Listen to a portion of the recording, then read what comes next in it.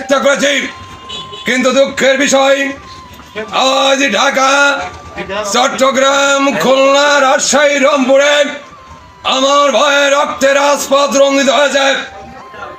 আজ বাংলার মানুষ মুক্তি চায়, বাংলার মানুষ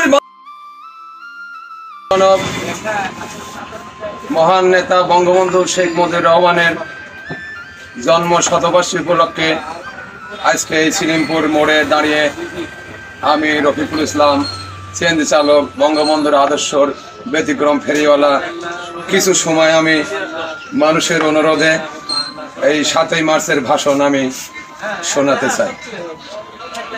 ভাইয়ের আমার, আজ দুঃখ ভারাক্রান্ত মন নিয়ে আপনাদের সামনে হাজির হয়েছি।